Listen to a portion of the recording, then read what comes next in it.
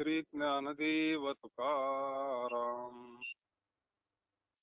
पंढरीनाथ भगवान की जय बोली ज्ञानेश्वर महाराज जय गुरु संत तुकाराम महाराज जय गिरी महाराज जय रामदास महाराज जय पांडुरंग दादा महाराज जय स्वामी समर्थ महाराज की जय हर महादेव.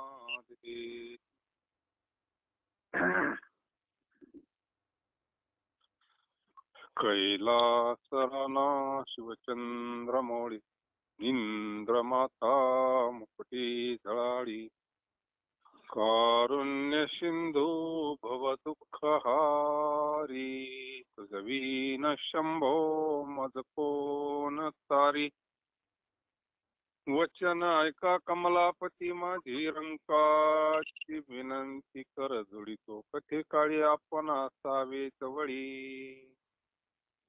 नमो सद्गुरु तुकया ज्ञान दीपा नमो सद्गुरु सच्चिदानंद रूपा नमो सद्गुरु भक्त कल्याण मूर्ती नमो सद्गुरु भास्करा पूर्ण कीर्ती.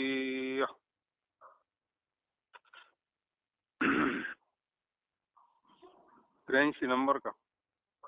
हा जेने घडी नारायणी अंतराय होत बाप माय वर्जवी येर प्रिया पुत्र धना कोण लेखा करीती ती दुःखा पात्र प्रल्हादे जनक विभीषणे बंधू राज्य माता निंदू भरते केली. तुका म्हणे सर्व धर्म हरीचे पायी अनेक उपाय दुःख मूळ येर प्रिया पुत्र धना कोण करीती ती दुःखा पात्र. जय जय वसुधे उदार प्रसिद्धे अनवरतानंदे वरसिते मज हृदय सद्गुरु देणे तारिलो हा संसार पुरो म्हणून विशेषात्यादरो विवेकावरी हृदय आपले चौफाळून या भले हरी पैसो पाऊले श्री गुरूंची.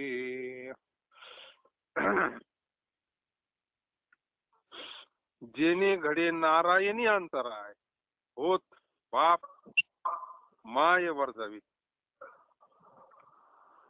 जगद्गुरु तुकोबराय म्हणतात आई बापांच्या आज्ञेप्रमाणे वागणे हा धर्म आहे, पण अशी जर त्यांची आज्ञा असेल की ज्याप्रमाणे वागले असता नारायणाचा आणि आपला वियोग होत आहे,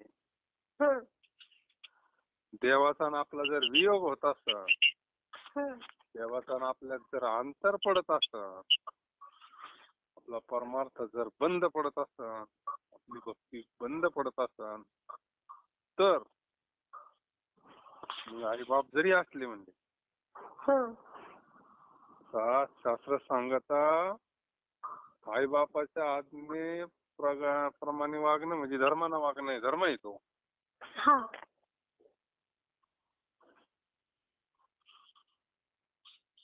पण ती वेदाची आज्ञा आहे, शास्त्राची आज्ञा आहे. आई वडील जसं सांगन तसं वागणं. पण काही आई वडील जर म्हणले माळ घालू नको, भजन करू नको, हरिपाठ करू नको, ज्ञानेश्वरी वाचू नको, गाथा वाचू नको, सत्संगाला जाऊ नको, देवाचं नामस्मरण करू नको, तर देवाचा वियोगच होतो ना. तर ती संसारामध्ये अति पूज्य अशी माता पितरे का होईनात, परंतु त्यांचा त्याग करावा.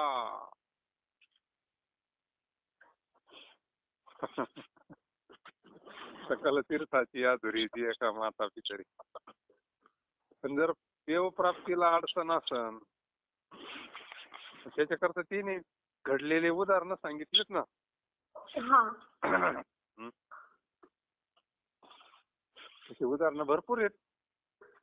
उदाहरणं काही एवढेच असं नाही, पण हे एक प्रमाण म्हणून दिले आपल्याला 2-3 उदाहरणं. येणे मग त्याग केलाच. देवप्राप्तीला ते आडवे येत होते, त्यांचा त्याग केला आणि भगवंताकडे गेले. ज्या व्यक्तीशी आपण बोलू आणि बहुतेक परमार्थ कर म्हणून सांगणारे आई वडील थोडे कमीच असतात ना. हा. त्यातली हा. तर स्वतः करून सांगणारे आणखी कमी असतात. परमार्थाला आडवी जास्त आहे ना. हे काय तुझं वय आहे का बाबा परमार्थाचं खाय प्यायचं वय आहे. परमार्थ निवांत नाही का. लगेच म्हातारी झाली का तू चालली पंढरपूरला. एक रूढ पडून गेली का परमार्थ हा शेवटी करायचा असतो परतकल्यावर.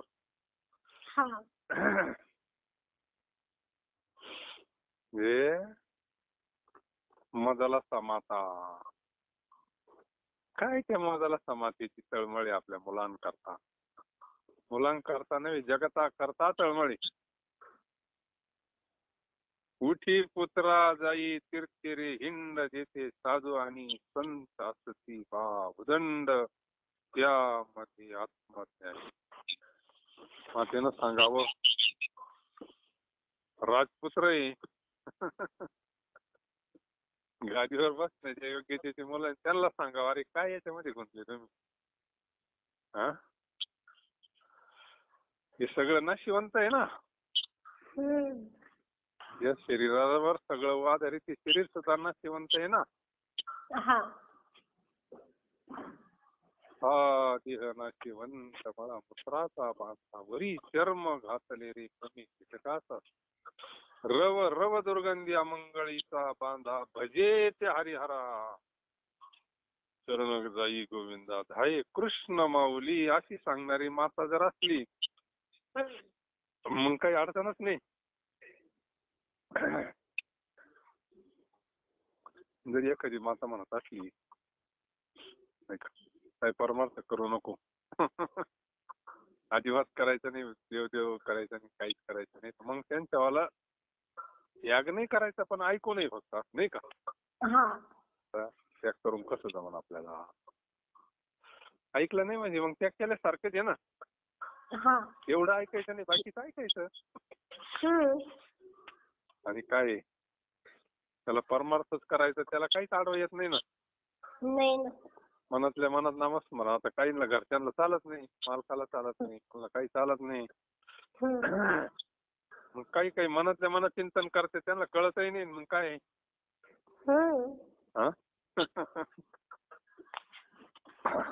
म्हणून जगद्गुरु तुकोबराय म्हणतात जेणे घडे नारायणी अंतरा.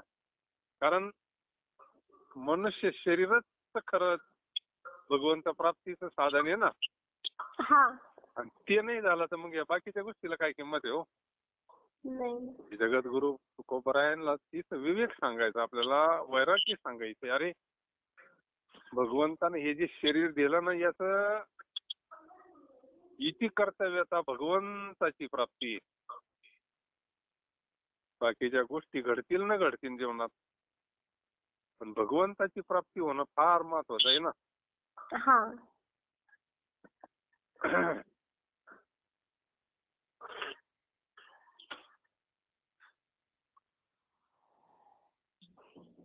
जेणे घडी नारायणी अंतराय होत पाप माय वर्जावी ती. वर्ज करावं म्हणजे त्यांचं ऐकू नाही थोडक्यात नाही का. सोप्या भाषेमध्ये मग शास्त्राची आज्ञा मोडल्यासारखं जरी होत असतं आपल्याला देवाच्या पुढं काय शास्त्र आहे नाही. तो सांगन ते शास्त्र, तो सांगन ते धर्म.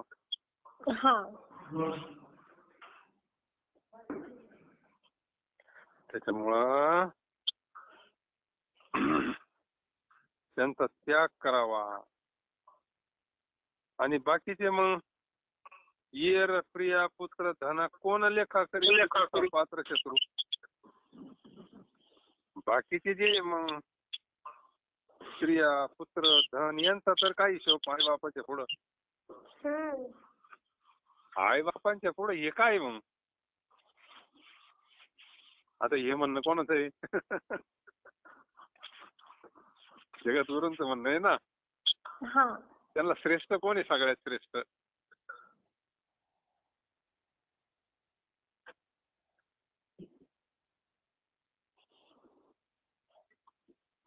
नाही संदर्भ लागत. देव पांडुरंग साईबाब आहे. पण कसे देव हा बाकीचे देवाचा विषय आला मग आई बाबा इथं सर्वात श्रेष्ठ आई बाप मानलेत जगद्गुरु तुकोबारायांनी. तसा पूर्वपदाचा अर्थ असा असतो सगळ्यात श्रेष्ठ आई वडील यांचं ऐकून नाही म्हणले. मग बाकीचे कुठे राहिले? स्त्रिया म्हणजे पत्नी, पुत्र, धन यांचा तर कुठे हिशोब लागतो मग. म्हणजे सगळ्यात श्रेष्ठ कोण मानलं? आई वडील. आई वडील. आई वडिलांचं ऐकू नये म्हणजे कोणाचंच ऐकू नये. त्यांच्या पुढे दुसरा कोर्टच नाही. सकळ तीर्थाची या धुरीची एका माता पित्री म्हणलंय ना सगळ्यात मोठं तीर्थ. अरे देव प्राप्तीला जर आडवं येत असले तर आई वडिलांचं ऐकू नये म्हणले. यांचा कुठे हिशोब? म्हणजे श्रेष्ठ कोण मानलं? सर्वात श्रेष्ठ आई वडीलच मानले जगद्गुरु तुकोबारायांनी. बाकीच्या स्त्रिया पुत्र यांचा तर काय ऐकायचा संबंध येतच नाही मग. हा यांचा तर बिनधास्त त्याग करावा मग नाही का. एखादी जगदंबा जर म्हणत असली परमार्थ करू नका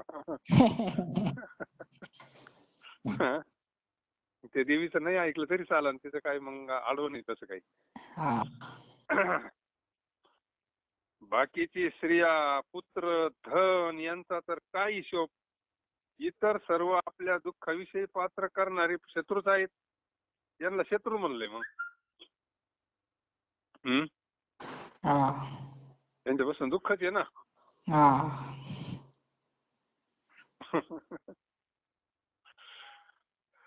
काय संतांचं परखड असतं नाही का.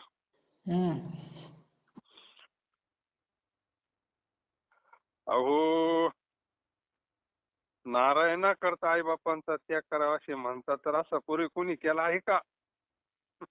असं काही उदाहरण नाही का एखादं बा. असा जर प्रश्न उपस्थित केला मग भगवंत प्राप्ती करता आई वडिलांचा त्याग केला असे कोणी आहे का उदाहरण? हाय ना म्हणले महाराज म्हणले. महाराजांनी ग्रंथ वाचले होते ना. वाचनीय ग्रंथ करावे कीर्तन. आता तिने रामायण वाचलं होतं, भागवत वाचलं होतं. भागवतामध्ये मग प्रल्हादाचा विषय, रामायणामध्ये विभीषणाचा विषय.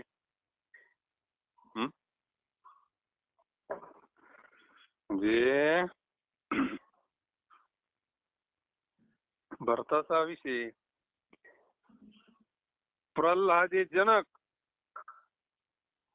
आता तो हिरण्यकश्यपू वैरीच होता ना देवाचा. नाव घेऊन येते देवाचे. हे तर ब्रीद आहे हिरण्यकश्यपूचे. आता जे नीती मालिका आहे हरिवंश पुराण. आपण ज्या व्यक्तीशी बोलत आहात त्यांनी आपला कॉल होल्ड वर ठेवला आहे. कृपया लाइन बजा. आप जिस व्यक्ति से बात. त्या सिरियल मध्ये इतकं प्रल्हादाचं पात्र भारी दाखवलं, फारच भारी. हरिवंश पुराण मग आता तो बाप देवच मानित नव्हता ना. हा. तो म्हणे कशाचा विष्णू, मीच भगवंत आहे म्हणायचा. मंदिरं बांधायची असली तर माझे बांधा, मला लागलं तर वर्गणी घेऊन जा, कीर्तन भजन करायचं असलं तर माझं करा. नारद जर चालला तर नारद ऐ जोगडे इकडे म्हणायचा. आता शक्ती आहे ना, सत्ता आहे ना. ऐ जोगडे इकडे म्हणायचं. काय म्हणतो तू? आता विनव घेऊन ती भजन करायचं ना. हिरण्यकशिपूच म्हणतो ना. आता साधू आहे. साधूला काय गाढवाला गंगाधर म्हणावं लागत कधी कधी नाही सुटायचं म्हणल्यावर. हा म्हणा.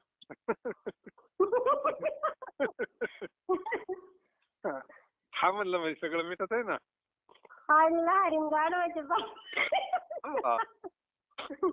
काय आहे, सत्य पुढं आहे ना, ते पुढं युक्तीनं काम करावं लागत.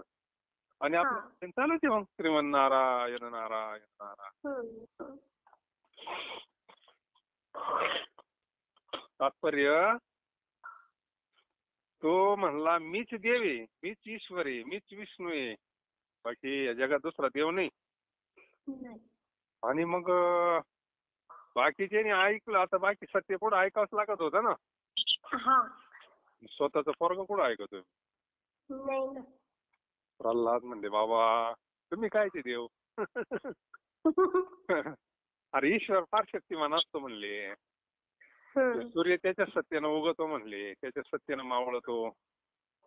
मग तुम्ही उगवा बरं सूर्य असा आडमध्ये किंवा माळवा बरं तुमची, तुम्ही जर ईश्वर आहे तर ही हवा बंद करा.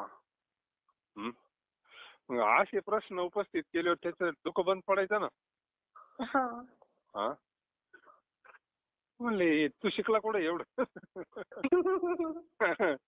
ते म्हणजे माझ्या गुरुन शिकवलं मला सगळं ज्ञान. तो गुरु कोण म्हणले नारद. कुठं शिकला म्हणले आईच्या पोटातच सगळं झालंय मावलं. म्हणजे सगळे आता भीतीपुट तेच ऐकत होते. सज्जनांना त्रास देणं, भक्तांना त्रास देणं, म्हणजे नारायणाला अंतर पडायला कारणीभूत म्हणजे हिरण्यकशिपू, त्याला म्हणतात राक्षस. वृत्ती ती एक. राक्षस म्हणजे एक वृत्ती ती नाही का. त्याला आपण दुर्जन म्हणतो. मग त्याला शाळेत घातलं होतं. शंड आणि मर्क, शंडा मर्क दोन गुरुजी होते. याला शिकवायचं यानं देवाचं नाव घेतलं नाही पाहिजे म्हणून त्याच्यावर असे संस्कार करा म्हणले तुम्ही की यानं देवाचं नाव नाही घेतलं पाहिजे. मग शाळा सुटल्यावर पोरांमध्ये खेळायला गेला का हा त्याचं भजन चालू आहे. श्रीकृष्ण गोविंद हरी मुरारी हे नाथ नारायण वासुदेव. हे भजन असं रंगायचं, असं भजन रंगायचं. श्रीमन्नारायण नारायण नारायण सगळे पोरं भजनाला लावायचे. त्या मास्तरांनी पाहिलं यांचा तर उलटा कार्यक्रम चाललाय सगळं. हे जर आपल्या मालकांना पाहिलं, बॉसना पाहिलं तर काय होईल, आपल्याला जागेवर फाशी देईन ना तो.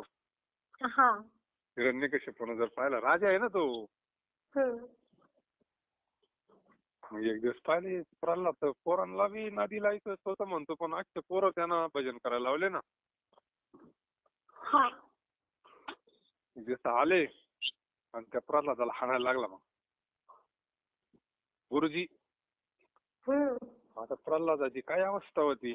प्रल्हादाला स्पर्श झाल्यावर शक्तिपात झाला ना लगेच. गुरुजी म्हणायला लागला ना श्रीमन्नारायण नारायण नारायण नारायण. गुरुजी नाचायला लागला ना. त्याला म्हणतात स्पर्श शक्तिपात. प्रल्हादाच्या रोमात नामस्मरण होतं ना. आईच्या पोटात असतापासून जो नामस्मरण करतोय.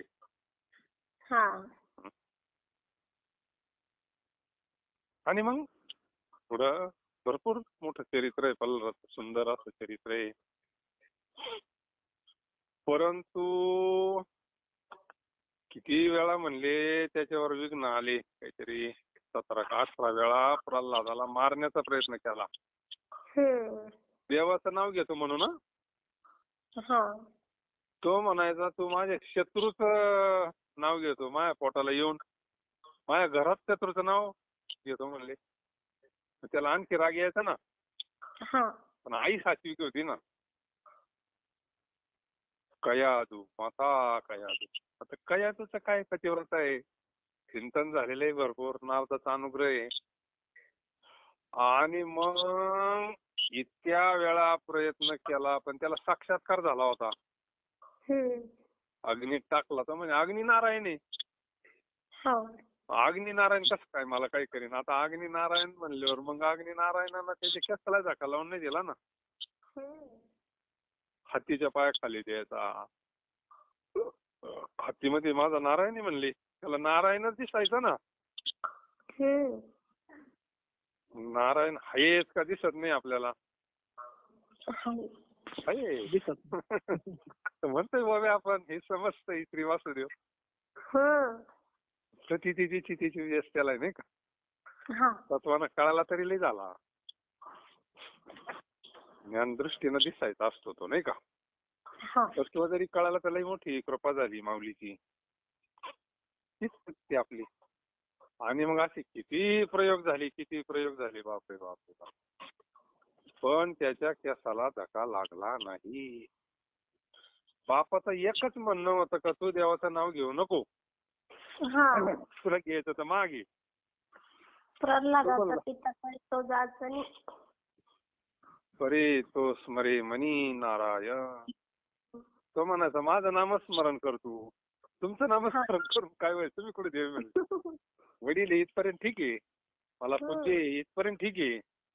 पण या जगाचा मालक चालक जो भगवान नारायण आहे ना, तो बाकी वेगळा आहे तो मग.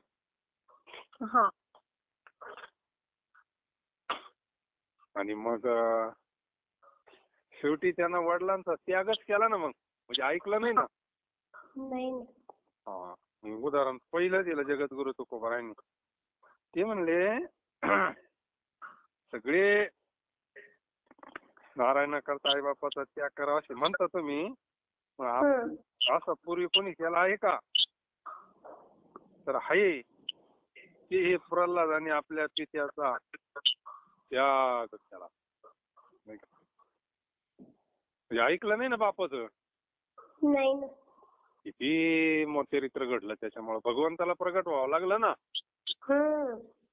खांबावरील लाथ मारिली दुर्जने, स्तंभी नारायण प्रगटले. ते मालिका अशी भारी दाखवली. असे विषारी सरपंच त्याच्यामध्ये त्याला नेऊन टाकीतात. त्याच्यातच नारायण दिसतोय. प्रल्हादाला त्याच्यातच नारायण दिसतोय ना. एवढे विषारी सर्प. मग आता काय करतील त्याला ते. कड्यावरून लुटून देते, वरून डोंगरावरून. तिथून एक बैलगाडी चाललेली असते अशी गवताची बेस्ट व्हायची. तो नेमकं त्या बैलगाडी मध्ये गवतावर पडतो, त्याच्या केसाला धक्का लागत नाही. ही कोणाची लीला आहे. मग इतका त्याला जबरदस्त अनुभव आल्यावर तो भक्ती सोडीन का. काळाच्या जबड्यातून त्याला भगवंत वाचवितोय. पण भजन तेवढं चालू आहे ना त्याच्यावालं. भजन पण नाही ना. नामस्मरणाची काय ताकद असते दाखवून दिली ना जगाला जगद्गुरु तुकोबारायांनी. तेच होते सत्ययुगात. सवयुगाचा भक्त नामा उभा कीर्तनी. जगद्गुरु तुका अवतार नाम आहे आता.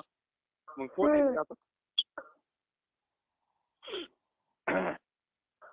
प्रश्न उपस्थित केला असा कोणा त्याग केला ते म्हणे मीच केला. कोण केला म्हणजे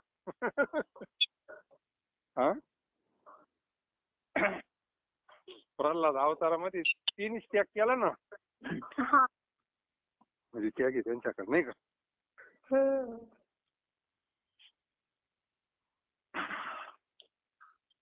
की हे प्रल्हादाने आपल्या पित्याचा त्याग केला. विभीषण आपल्या वडील बंधूचा. आता वडील बंधू म्हणजे वडिलांच्या ठिकाणीच आहे ना. आता विभीषण मूळचाच सात्विक तो. तर त्या काही कशीच जर सुरुवातीपासून पाहिलं हे जे बाकीचे राक्षसी चुकीच्या टायमिंगला सगळं घटना घडल्यामुळे हे चुकीच्या मार्गाला गेले. हा अवेळी त्याचं मूळ जर पाहिलं पण हा पहिल्यापासून सात्विकी विभीषण. हा आणि मग रावण काही देव मानितच नव्हता. विरोधी भक्तीचे रावणाची बी.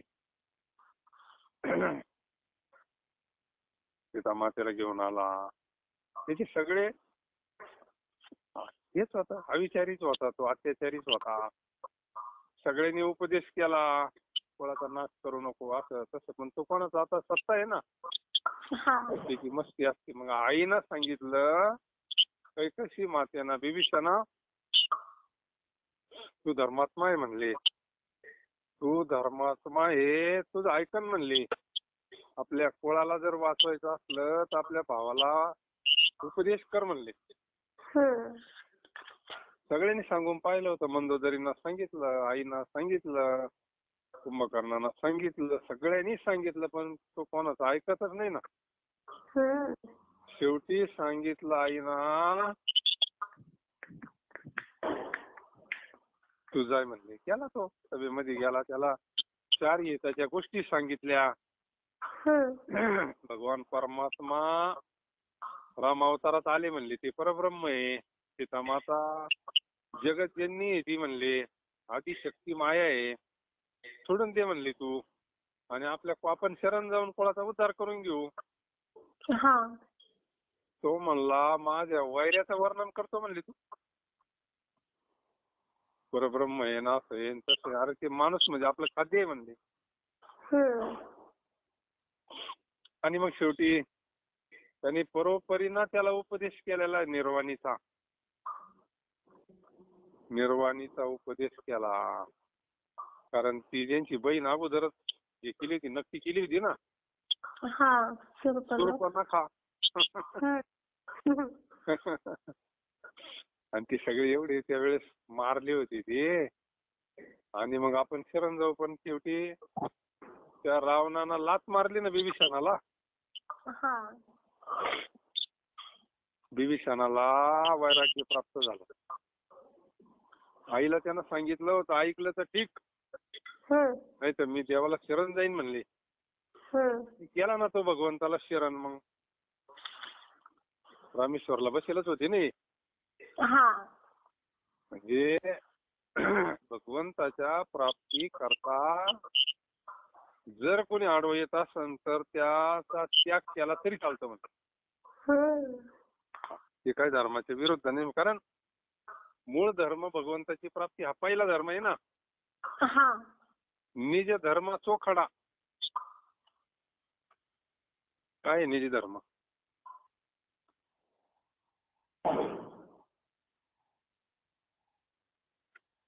निज धर्म तो खरा, नाम उच्चारू घडा घडा. हा खरा धर्म आहे. हा खरा धर्म आहे. त्याच्यामुळे मग भावाचा त्याग केला तरी चालतो म्हणले. बिभीषणानं त्याग करून टाकला. तो मंत्री घेतला, शरणच गेला ना मग देवाला. देवानं त्याचा स्वीकार केला ना. क्षिप्रम भवती धर्मात्मा. जे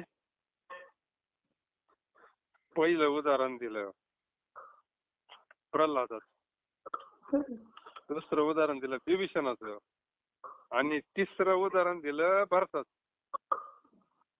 आता भरताचं थोडं वेगळं आहे जरा.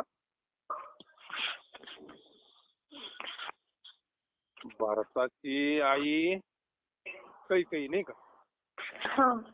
आता कैकेयीनं आपल्या मुलाला राज्य दिलं म्हणजे तिचं काय एवढं लय चुकलं असं नाही व्यवहारिक दृष्ट्या पाहिलं तर, नाही का. तिला देवाचा संबंध कळाला नाही ना तिला. तिनं नातं पाहिलं ना. तिनं नातं पाहिलं. आपला मुलगा किंवा आहे तरी तो तरी मुलगा आहे. देव म्हणून पाहिलं नाही ना तिनं. परब्रह्म म्हणून पाहिलं नाही ना तिनं.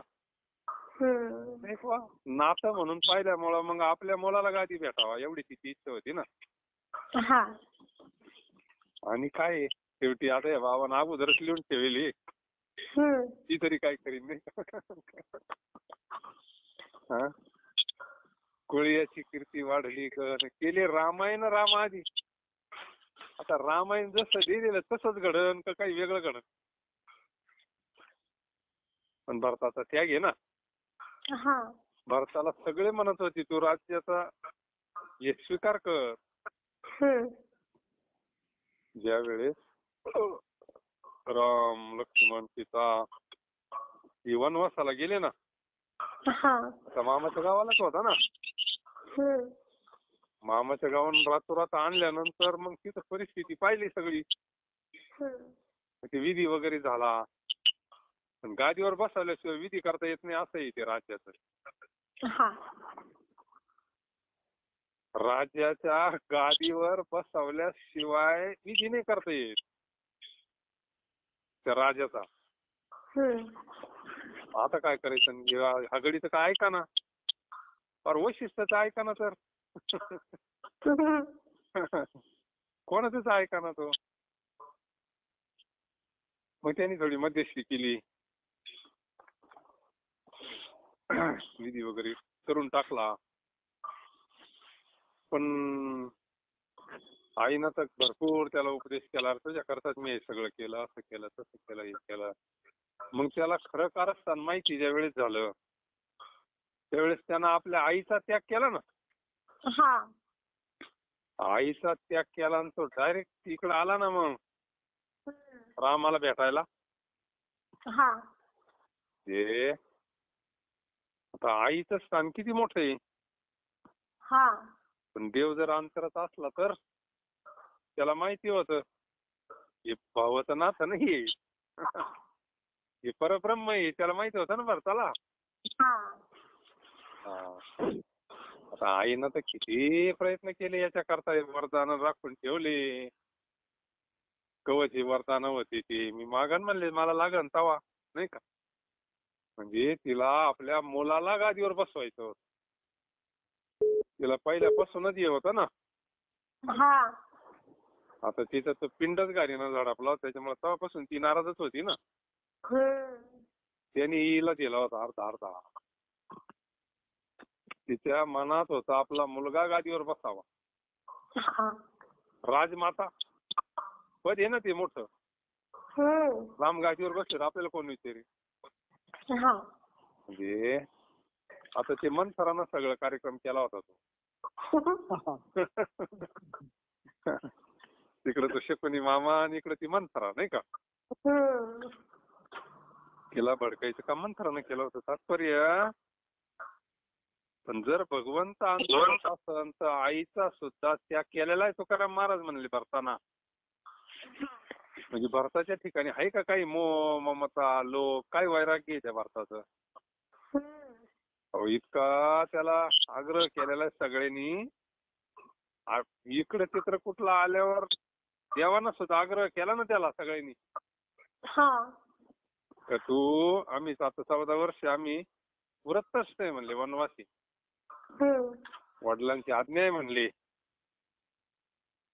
आता तू गादी सांभाळ म्हणले आम्हाला युस्त नाही ना. तो आज कामच होता नाही म्हणले गादी नाही सांभाळ. शेवटी मग तिथं वाल्मिक ऋषीला यावं लागलं. ती मध्यस्थी करावं लागली. नाही तर तो भरत माघारच घेईना ना. तुमच्या बरोबर येईन म्हणले. तो म्हणले बाबा रामायणात असं लिहून ठेवले तुला जावं लागेल. तो जाईन म्हणले पण मी गादीवर नाही पादुका ठेवीन म्हणले. देवाच्या पादुका घेतली त्यांना. रामाच्या पादुका घेतल्या राज्यावर ठेवीन पण मी काय गादीवर बसणार नाही म्हणले. म्हणजे किती त्याचा त्याग आहे त्या भारताचा. जेने घडे नारायणी अंतराय होत बाप माय वर्जावी. वर्ज करावं त्यांचं ऐकू नये म्हणले. आई बापांचं ऐकू नये तर बाकीच्यांचं तर हिशोबच नाही म्हणले नाही का. येर प्रिया. प्रिया म्हणजे कोण. पत्नी. पत्नी. शब्द आहे त्यात अगोदर सुखवराज. येर प्रिया पुत्र धना धन कोण लेखा करी तिची दुःखा पात्र शत्रू. तुझं दुःखाला कारण त्यांचं तर ऐकायचा विषयच नाही म्हणले. प्रल्हादे जन विभीषणे बंधू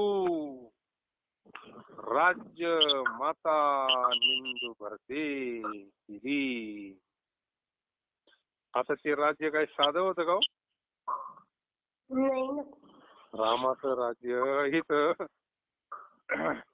त्या गादीवर बसण्याकरता काय काय प्रयत्न करते लोक बापरे. आणि ते काय तर रामाचं राज्य म्हणले होतं पुन्हा राज्य झालं नाही ना. नाही ना. नाही ना. त्याला पाहिजे होता फक्त तो मज व्हावा, तो मज व्हावा, वेळोवेळा व्हावा पांडुरंग. म्हणून तुकाराम महाराज म्हणतात, तुका म्हणे सर्व धर्म हरीचे पायी अनेक उपाय दुःख मूळ. सगळे धर्म जर असतील म्हणले, सर्व धर्म हरीचेच पाय आहेत. आता इथं किती भारी म्हणलं. सर्व धर्म हरीचेच पाय म्हणजे हरीच धर्म आहे. पाय म्हणजे भगवंतच, भगवंताचं स्वरूप. अभंगच त्यांचा आहे ना, धर्माची तू मूर्ती पाप पुण्य तुझे हाती मग सोडवी दातारा कर्मापासून दुस्तरा. भगवान परमात्मा धर्माची मूर्तीची, मग त्याला शरण गेला का धर्मच घडला ना. मग त्याला शरण जेवढे जेवढे गेले मग तेव्हा त्याचं कुळ पाहिलं नाही. पांडवांचं काही पाहिलं का मागचं काही? नाही ना, कोणाचंच नाही पाहिलं. देव म्हणला का प्रल्हादाला तू राक्षसाचा पोरगा आहे म्हणून? नाही ना. याचा याची धर्म नाही विष्णुदास. निर्णय पैसा वेदशास्त्री. देवाला देवाच्या ठिकाणी भेद नाही. त्याला भक्त पाहिजे, त्याची भक्ती करणारा पाहिजे आणि नीतीनं वागणारा पाहिजे, फक्त धर्मानं वागणारा पाहिजे. मग तो कोणी असो, तो कोणत्याही कुळातला असो, कोणी असो, स्त्री असो, पुरुष नव्हे नव्हे, तो 4 पायाचा असला तरी चालत. गजेंद्र देवाचा धावा केल्यावर तो म्हणला काही हे जनावर त्याने याच्या पुढे नादी लागत असं म्हणलं का? नाही ना. देवाला फक्त भक्ती करणारा पाहिजे. तात्पर्य सगळे धर्म, तुकाराम महाराज म्हणतात सर्व धर्म हरीचेच पाय आहेत. या वाचून इतर उपाय आहेत ते दुःखमुळे. देव सोडून देव सोडून सगळे काय मग ते दुःखाची गणती. दुःखाची गणिती, फैसलाचे दुःख. देव सोडून दुःख आणि सुख म्हणलं का देव. आपल्याला सुख कशात वाटत खरं सांगायचं, आपल्याला कशामध्ये सुख वाटतं? काय भेटल्यावर सुख होईन असं वाटतं आपल्याला?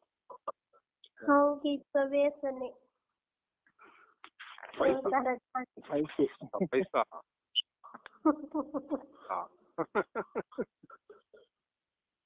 जितका जास्त पैसा तितका सुखी. हे झाली ना आपली, आपल्या डोक्यात असं फिट झालं ज्याच्याकडे जास्त पैसा तो सुखी. मग पैसा करता प्रयत्न जास्त आहे का देवा करता प्रयत्न जास्त आहे? म्हणजे प्रयत्न सुखा करताय का दुःखा करताय?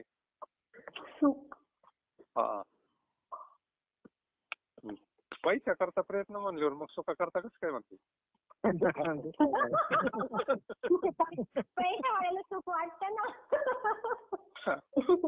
पण मग प्रयत्न सुखा करताय का दुःखा करताय? दुःखा करता. सुखाची प्रयत्न दुःख चालू. म्हणजे प्रवास चुकीचा चालू आहे ना. प्रवास चुकीचा चालू म्हणल्यावर भेटन का ती वस्तू आपल्याला? इच्छा तर प्रत्येकाची सुखाची. जो देव मानित नाही त्याला स्वतः सुख वाटतंय ना. रात्रंदिवस काय माहिती ते आणि संत फक्त आपल्याला रस्ताच योग्य दाखवतात, बाकी काय आहे? हा. संत रस्ता दाखवतात फक्त. संतांचं कार्य एवढंच आहे, इच्छा प्रत्येकाला सुखाची आहे. तो कोणत्या जातीचा असो, कोणत्या धर्माचा असो, देव मानणारा असो नसो, कोणी असो, सुख तर प्रत्येकाला पाहिजे ना. हा.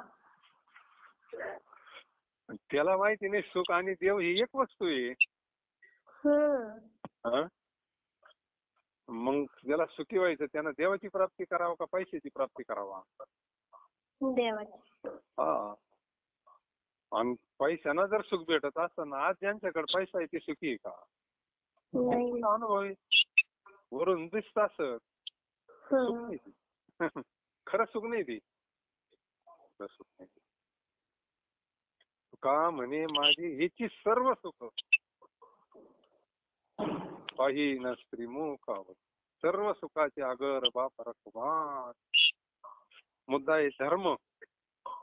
तुकाराम महाराज म्हणतात सर्व धर्म हरीचे पाय आहेत, या वाचून इतर उपाय आहेत. तुम्ही म्हणणार बा मग पैसा कमवायचा नाही का? कमवायचा, पण समजून कमवायचा. सुखाचं साधन म्हणून नाही कमवायचं, ती एक व्यवस्था म्हणून कमवायचा. मग काय अडचणच नाही ना. ती एक व्यवस्था आहे ना.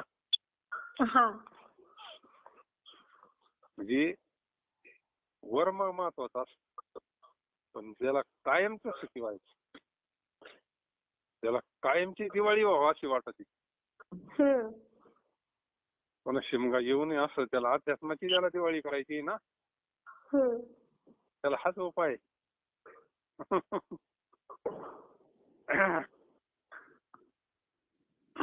आणि ही तात्पुरती दिवाळी 4 दिवसाची काय येते नाही का?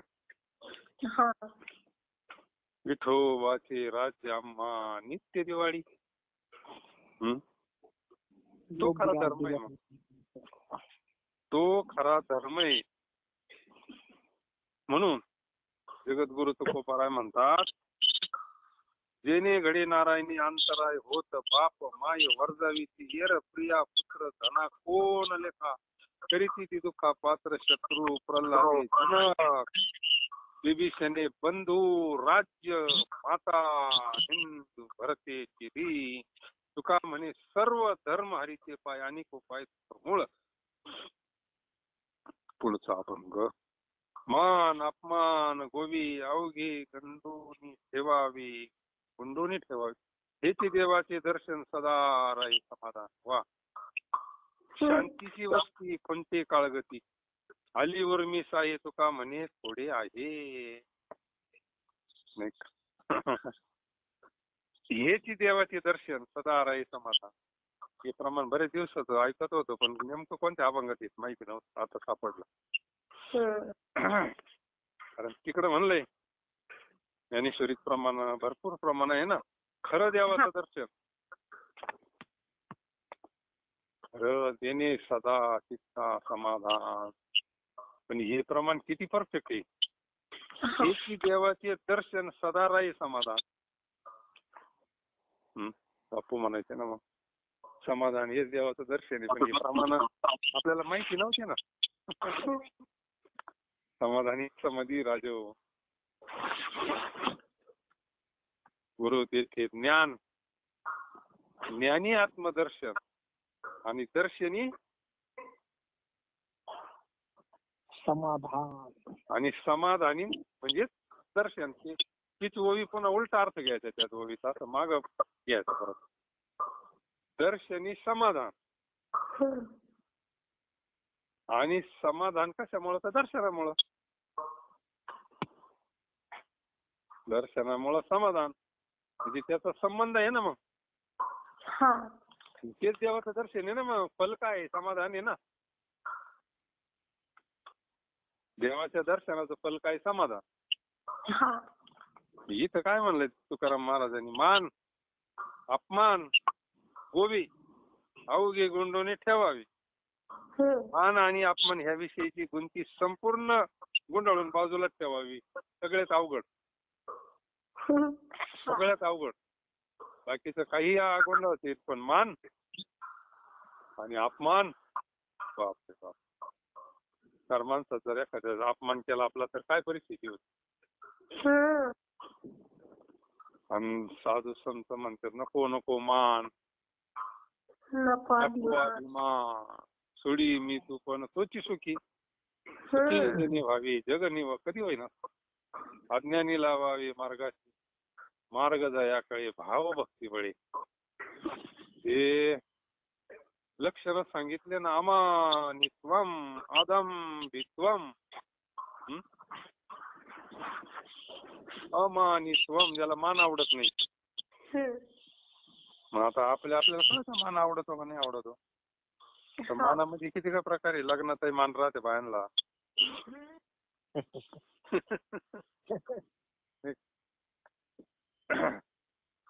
मान आणि अपमान याविषयी गुंती संपूर्ण गुंडाळून बाजूला ठेवावी.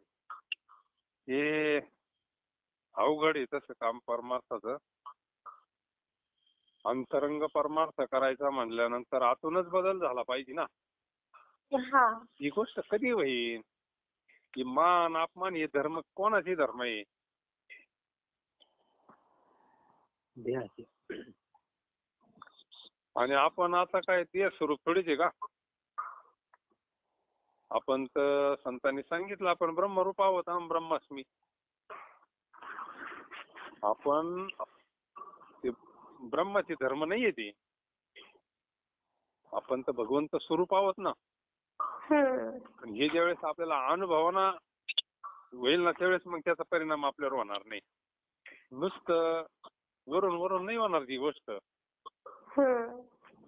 ज्यावेळेस ते पूर्ण परब्रह्म स्वरूप होईल ना, जगद्गुरु तुकोबाराय परब्रह्म स्वरूप झाले ना, मग त्यांच्यावर प्रसंग आले, त्यांच्यावर काही परिणाम झाला का. तर बाकीचं तर जाऊ द्या, पण जिजाबाई किती धावत होती. अशी नुसती वीज काढल्यासारखी काढ करीत होती ना नुसती. पण ते काय म्हणले नाही बा ती बायको आपल्यावर बोलत येईल मग तिला काय हाना मारा असं नाही काही. त्यांनी ते पचवलं ना. बाकीचं त्यांच्या जीवनात किती मान अपमान आले पण नाही ना.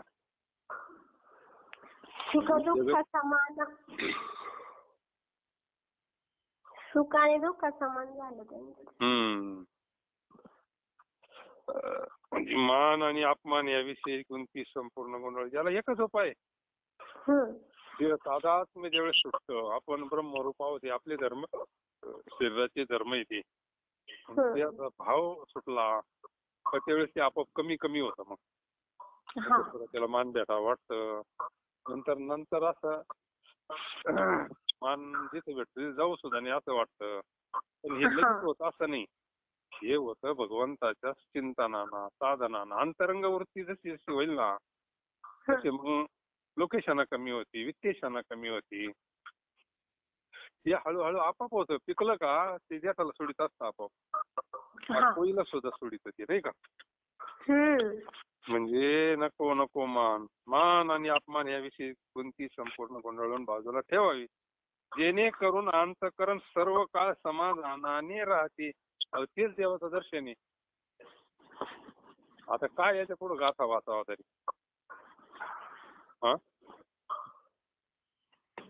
आता देवाचं दर्शन तर कळायला एवढीच कृपालय मोठी जाते आपल्याला. नाही तर मग कधी चक्र घेऊन येईन तो बाबा आणि केव्हा आपलं काम होईन.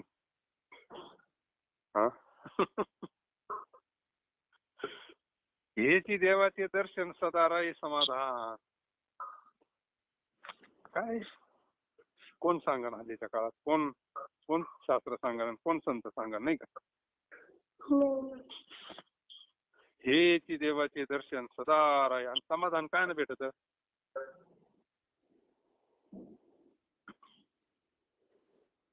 नामघोष. त्याला साधन आहे तिने सांगितलं ना. देवाचं दर्शन व्हायला काहीतरी करावं लागेल ना. नामरूपी चढले चित्त, काय बोलत कळेना. नामरूपी चित्त चढलं तरच समाधान आहे. असं का. आता आपल्याला पोट भरावा असं वाटत असेल तर मग जेवण करावं लागेल ना. हा.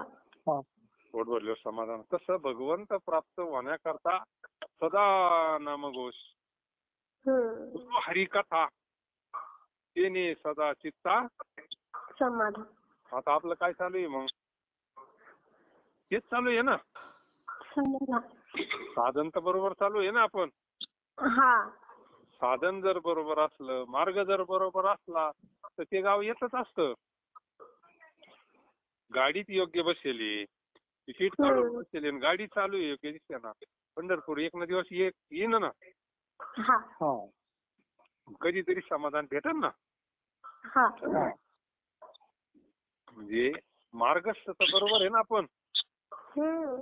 आणि काहींच्या पदरात तर पडलंच आहे माप. हा. अंतरंगातून जर आपल्या भगवंताची कृपा झाली तर त्याने सदा चित्ता समाधान, सर्व सुख ल्यालो, सर्व अलंकार आनंदी निर्भर डुलत असो. हे देवाचं दर्शनाचे लक्षण आहे ना. मग हा.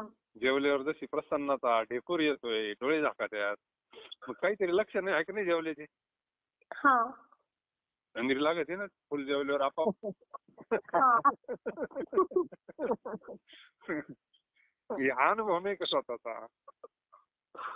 आणि उपाशी असल्यावर इथे झोप नाही ना. हे जर अनुभवाचं आहे सगळं, मग परमार्थ अनुभवाचं नाही का?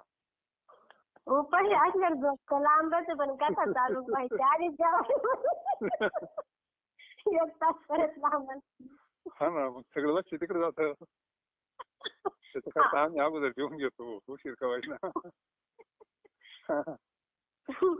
फोटो बन मग विठोबा.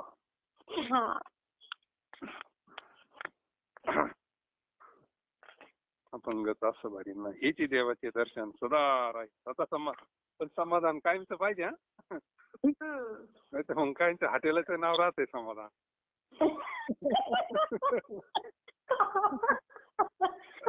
समाधान. हॉटेलाचं नाव नाही राहत का समाधान? हा ना. हॉटेलवाला मालक त्याला समाधान भेटेल असलं तर बरं.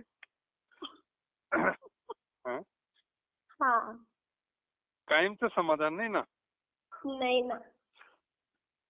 कायमचं समाधान, कायमचं आनंदात राहणं हेच देवाचं दर्शन आहे. लईच भारी आहे. पुढचं चरण आहे शांतीची वस्ती कोणती काळगती. मग जर समाधान आलं का त्याच्या मागे शांती येतच असती. आला शीतळ शांतीचा वारा. ती शांती काय साधी शांती का? मग नावाची शांती नाही ती. मग ज्या ठिकाणी शांतीची वस्ती आहे तेथे कालचक्र कुंठित होतं. कालचक्र. आला शीतळ शांतीचा वारा, तेने सुख झालिया शरीरा. विठला पातकांचा सारा, कळी काळाशी झाक धरा रागा. पहा त्या अभंगाची या अभंगाची कशी संगती. गळी काळाशी झाक धरा रागा. इथं कालचक्र कुंठित होतंय. म्हणजे ज्याला ती शांती प्राप्त झाली तो मुक्त झाला ना. त्याला आता मृत्यूची भीती आहे का? तर कुठं असं त्याला काही भविष्य पाहायला जावं लागेल एखाद्या बाबाकडे? मुक्त झालो का नाही बाबा? जगद्गुरु तुकोबारांचा गाथा म्हणजे काय नसते, मोतीचे ना. एका एका अक्षरात आहे माझा रमाकांत. कालचक्र कुंठित होतं म्हणजे जन्म मरण बाद झालं ना. आता शेवटचा जन्म, आता मुक्त झाली, आता परत काय जन्म? कधी ती शांती. शांती परते नाही सुख, ये राव घ्यायची दुःख, म्हणून शांती धरा, उतराल पहिलं तिरा. म्हणजे झाला मुक्त तो, त्या पहिल तिराला गेला. ही शांती कोणती आहे? ही शांती कोणती आहे? सात्विक. ही शांती गुणाच्या पलीकडची शांती आहे. आपलं स्वरूप गुणातीत आहे. त्रिगुण आसार म्हणलंय ना. त्रिगुण काय म्हणलंय?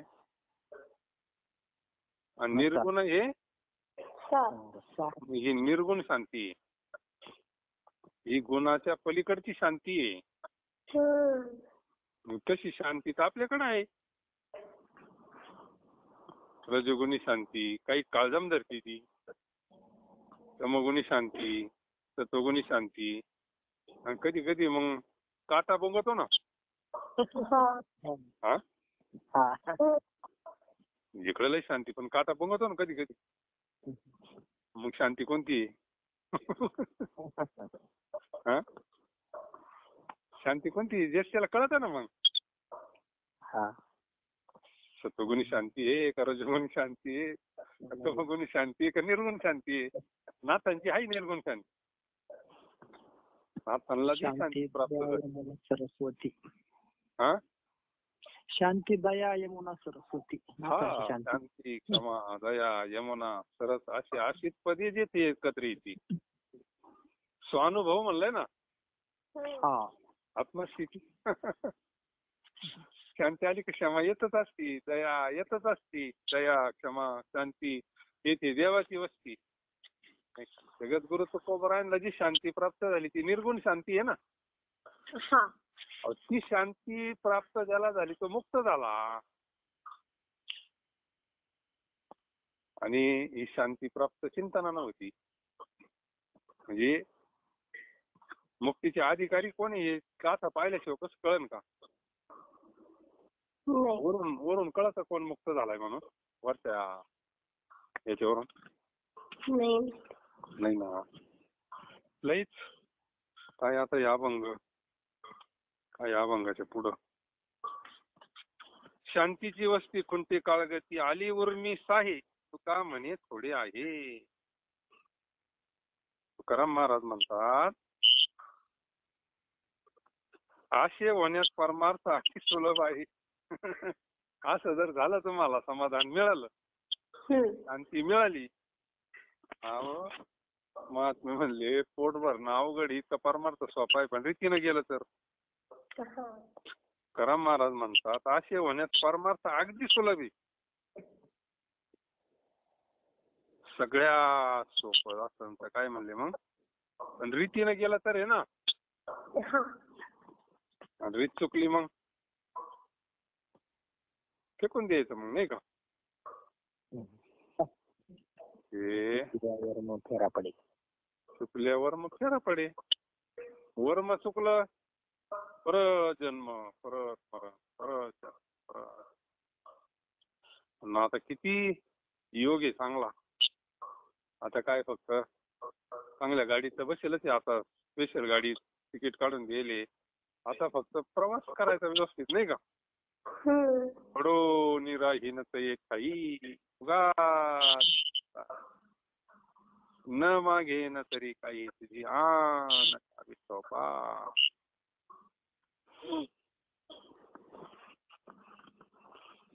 मान अपमान गोवी अवघे गुंडोनी ठेवावे.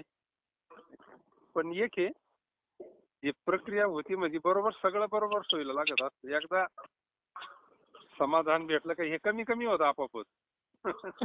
आपल्याला नाही काही करावं लागत, ते आपापच होत असतं बरोबर. मनाला त्याची इच्छाच नाही होत मग नकोच वाटतं. तिथं जाणंच नको ना. आला मान मिळणार आहे सत्कार मिळणार तिथं जाण्याचंच टाळायचं. आणि लईच समजा काही नाही जण जावंच लागलं तरी भगवंताची इच्छा समजायची नाही का. भगवंताची इच्छा समजायची पण याचा परिणाम होत नाही असं महाराजांना सांगायचंय. त्याच्याबद्दल हे नकोय मान आणि अपमान. मान अपमान गोवी अवघे गुंडोने ठेवावी हेची देवाचे दर्शन सदा राही समाज. ध्रुवपद ध्यानात ठेवायचं. आता ध्रुवपद ध्यानात ठेवायचं कधी विचारला तरी हेची देवाचे दर्शन सदा राही समाधान. शांतीची वस्ती खुंटे काळगती. मागच्या हप्त्यामध्ये प्रमाण ऐकलं कोणा कोणतरी कीर्तनात हेची देवाचे दर्शन. म्हणलं आता कुठं गातात, नेमकं कुठं पावा गाथ्यामध्ये पाहिजे, कोणत्या गाथ्यात पावा, हे बी नेमकं कोणाचं हे काय माहिती आपल्याला, एवढ्या संतांची गाथे, पण ते नेमकं सापडलं पहा. हेची देवाचे दर्शन सदा राहे समाधान, शांतीची वस्ती कोणते काळ गती, आली उर्मी साहे तुका म्हणे थोडे आहे. तुकाराम महाराज म्हणतात असे होण्यास परमार्थ अगदी सुलभ आहे. परमार्थ सोपा आहे तसा, गॅरंटी आहे ना. बाकीच्या याच्यामध्ये गॅरंटी का? एवढा खर्च केला मग इतके कांदे निवतीनच अशी गॅरंटी आहे का? लय पाऊस झाला समजा मग गॅरंटी नाही ना. एक उदाहरण घेतलं आपण, जेवढं आपण शिकवतो मुलांना, आपण नोकरी लागणं त्याची गॅरंटी आहे का? नाही ना. पण इथं तसं नाम घेता वाया गेला असं होतंय का बाबा, यानं नामस्मरण केलं वायाला गेलं असं होत नाही ना. परमार्थातलं असं वायाला जात नाही ना काही.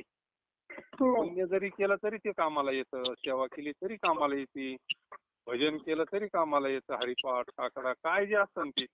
इथं काही धोका नाही ना. बाकीच्या ठिकाणी मालाला भाव कमी, तसं इथं आहे का काही? नाही ना. म्हणजे शाश्वत मार्ग आहे हा. म्हणून मला शेवटी काय म्हणले, आशे होण्यास परमार्थ अगदी सुलभ आहे. म्हणून मान अपमान गोवी अवघे गुंडून ठेवावे हेचे देवाचे दर्शन, सदा राही समाधान, शांतीची वस्ती कोणते काळगती, आली उर्मी साही तुका म्हणे थोडी आहे हेचे देवाचे दर्शन, सदा राही समाधान. कुंडलिका वरदारी विठ्ठल श्री ज्ञानदेव तुकाराम.